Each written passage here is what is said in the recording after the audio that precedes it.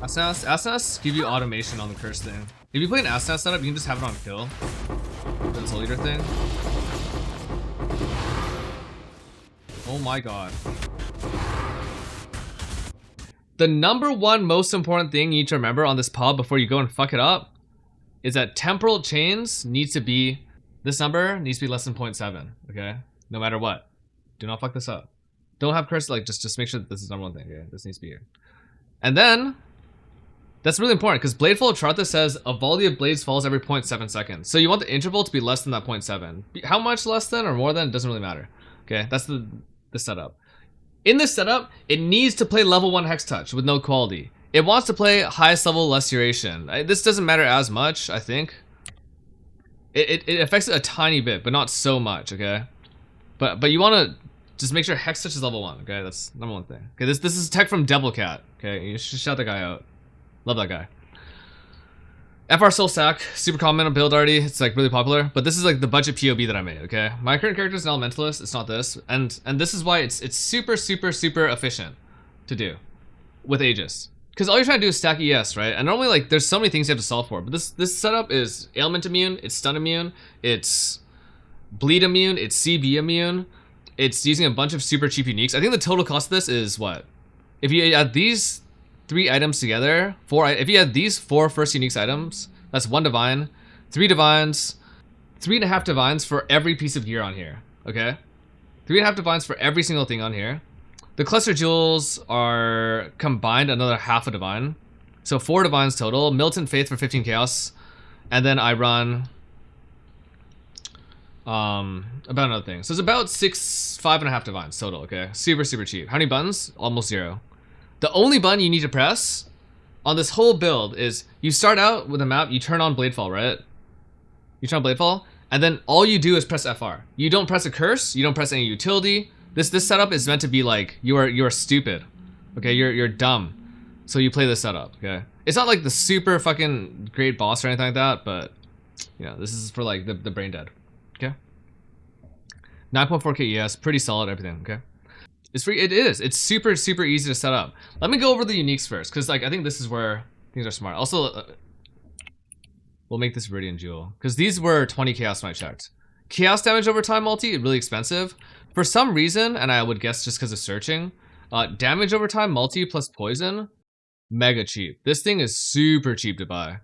Costs like 10 chaos, 20 chaos. So realistically, when I like set this up and I looked every item on trade, the whole thing costs under 6 divines to make. Okay, from start to finish. This is without implicits or anything, okay? And then that leaves you about 4 divines for like, you know, you gotta buy FR, that's gonna cost some chaos. And then Wintry Blast is gonna cost something. And this will cost like something as well. Basically, it's really on the conservative side, no way. There's a stupid one right now. The DPS is overcalced, okay? I don't know how many overlaps you get. On Elementalist, you have a lot of AoE, so you actually get most proj hitting. You gotta be really close. Why is it all uniques? Because new players and Twitch viewers are stupid. So they're not good at making rares and making decisions. So the simpler it is, the easier it is just like look for an item on trade and it's a unique item and it's not like rare or anything and you just buy it. And it can't be price fixed because there's a gajillion of them. The better it is, right? So this is a wand, easy. Just put this on, gives you +3 proj. It's like, I mean, your estimation is that it's roughly 60% more damage, okay? Because it goes from 5 or 6 proj to something else. Aegis, really cheap right now because there's so many MFers, okay? Super OP means you don't need to play Grace, don't need to build real recovery in a lot of different ways. You just need a little bit of passive recovery, okay? Crown, really good. You know why Crown's good? Because Occultist gives us Vile Bastion. Occultist gives us Vile Bastion. That's super fucking good because it gives you stun immune, but also gives you max ES increased by block chance. And we're spell block cap because we're playing an Aegis spell block setup. This gives you 75% increased ES, which also means 75% increased damage from Crown of the Inward Eye, right? And obviously there's like some penalties to mana and stuff, but there's just so much increased ES total that you're playing with. The Crown is like mega value. And more importantly, Crown in this particular case, well, it doesn't work in other build. Crown in this particular case is an armored ES base, which is really important. Because this mastery is crazy high value too. Death's Door, really cheap as well. Easy to get, not a problem. But it's really good on this in particular because you're CI. So you don't really want to press like a flask that says, you know, cleanses your bleed or some nonsense like that. You just want to be bleed immune. This also uses +1 max endurance charge, and like you need the strength. Honestly, on this PoB, I'll probably just click this. Whispers is the other mandatory. There's two kind of core uniques for the interaction: Whispers of Infinity and Coiling Whisper. So Whispers of Infinity is the thing that enables Forbidden Rite of self-sacrifice. This is gonna make everything cost ES. That includes all your skills, includes FR, it includes also Bladefall of Charthus, which will drain your ES, I think. Not sure. And then Coiling Whisper is what gives you permanent Soul Eater, right? And that's why we have this sort of Bladefall interaction with the really, really short cursed Temporal Chains. Because we cast Temporal Chains, it fades out. As it's fading out, Coiling Whisper eats up the souls based on enemy power. Basically, 3 seconds into the map, you should be at 45 Soul Eater stacks. Ice Fang, another 1C unique. You can also corrupt this for Cannot Bleed, whatever corruption you're looking for, all res. And then Bated Breath, I corrupted this for all res because it's cheap. You know, it's a good belt, it's not bad. Max ES, you can get easy corruptions, and then it's good damage. The important thing for this build is that you want to run Militant Faith, Power of Purpose. If you don't run this, you have a lot of mana that makes your Bladefall of Charthus cost 5 times as much. Now, it might be okay, but I doubt it, just because it's not an Elementalist, so the regen is lower. So the larges is kind of important, I guess. The large cluster is just meant to enable 2 mediums. I'm running double septic spells. This helps you hit poison cap. And then there's an Enduring Composure tool here for like endurance charge gen. I usually would never run this because I mostly play right-sided builds, but this is a block build and it's Aegis, so you actually get pretty good uptime on your endurance charges in all the content you do. Yeah, so gear. If you can't buy this gear, you're like actually griefing. It's super easy to set up. And also with this setup, I think the poison duration isn't super long yet. It's at it's a 3.2 second duration, so like actually really, really, really fast poison, and it's because I'm taking this mastery. You can make this go down to like even faster, like 2 point something seconds. And then you can also take this if you're running like harder content, but I like this for helping the clear out. Skill gem wise, these are the skill gems. It should be like, just look at the PoB, it is what it is. I'll talk about the Merc. The Merc that I'm using is slightly different than the Merc that I'm using on my actual character because I'm up in level on my Merc, but the Merc is gonna be running with no aura, Curse on hit gloves for despair, because I think they're just gonna feel the best, and then 10% action speed off Charth and agility. And this Merc was really tanky. She survives a lot. A lot. And that should be everything. I mean, the tree is what it is. I mean, it's fairly straightforward. There's some stuff that's really inefficient. Like, you could see this, like, yeah, maybe you play like a large thread here and grab glancing. Maybe you just overcap later. But for now, I think this is the tree. Just because, like, on a budget, it's pretty hard Miracles to do things. has rated the stream. Yeah, that's it. But that's the budget PoB. My actual PoB is fucked up, man. I haven't really looked at it, but I'm like, it's classic golem stacking elementalist, but I'm kind of min-maxed to also do expedition big boom. It's not like set up to do big damage bossing right now. It's so not min-maxed to do anything other than big boom expedition that's running block chance reduction support, which is absurd. I just set this character up yesterday as well, but you need this because there's like 9% block on everything. The thing that makes this build really expensive is that I have to fucking run these. I guess I don't need to. I could play them on large clusters as well, and then get explode. But without explode, without explode prolift dot, it's really hard to clear expedition like smoothly. So I decided to stack Unspeakable Gift Megalos. Now thinking about it, I'm like, well, do I really want a golem stack? It's like, yes, for like most content, golem stacking feels super good, but I guess I could just do this. Reduce skill effect. Yeah, this setup is also different for reduced skill effect. So I played Duskring on this, which is a reduced skill effect implicit. And originally I was anointing this, but then I got rid of the anoint because I now have Malevolence on my Merc. The gear is pretty similar. I went Ralakesh because I want to take Charge Theft. And then I have CB Immune off this instead of... I guess you flip Death's Door, Ralakesh, and then it's kind of the same with Enduring Composure. Everything else pretty much the same. I'm playing Tide setup though, with Perma Flask. This just makes you tankier for like everything, kind of, just a little bit.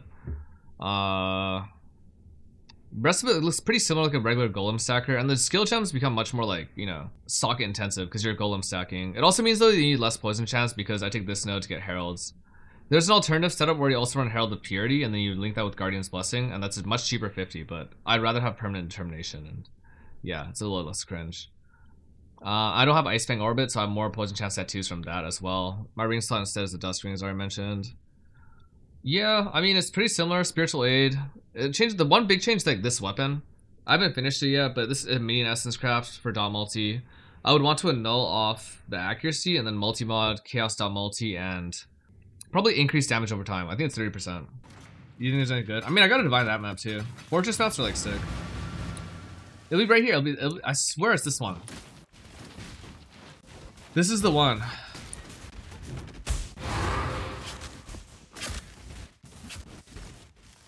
It's Tujin. Look, it's Tujin. He's here. He's ready to be milked, man. And not before. Give me those udders, boy. I do no damage here.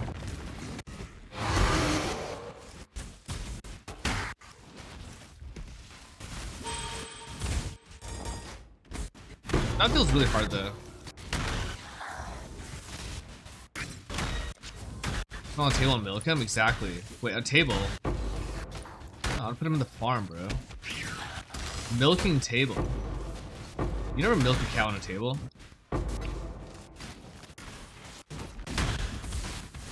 However will you match that last incredible performance? Altars are weak. Hardly worth the arrows. Alright. Deer. Hungry loop.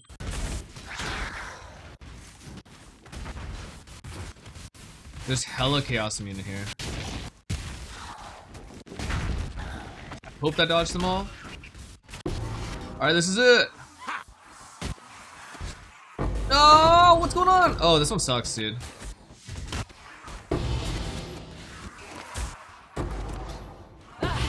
Go on retreat. One poor joys. Only half a divine.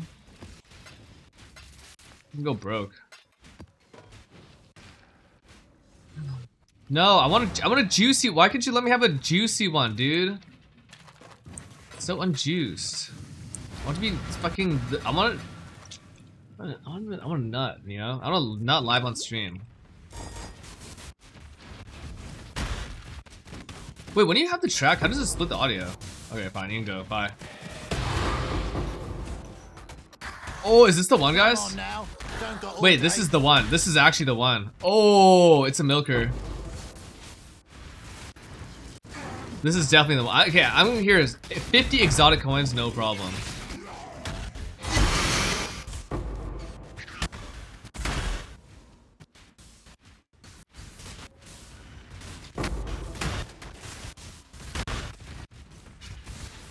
$50 exotic. No, this last one. I promise. 50 exotic coins, easy here.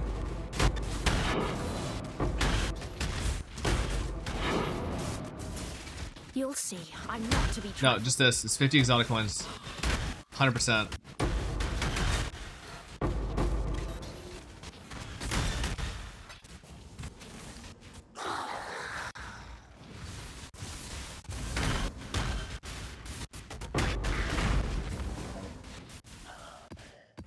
Shrines in here. Did I not take them?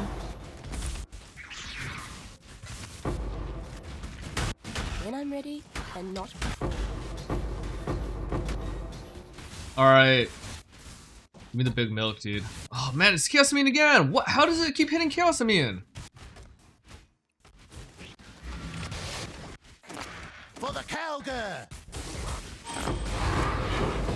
Right with the eyes. Disappointing. Too bad. It wasn't a big milker. It was a medium milker. Merc dies all the time. Mercs cannot stay alive in this content consistently. I don't even know if there's like a setup that could possibly have like really survive. Other than maybe like Svalin or something. But I think giving Svalin to your Merc seems like a not worth it 45 divine investment.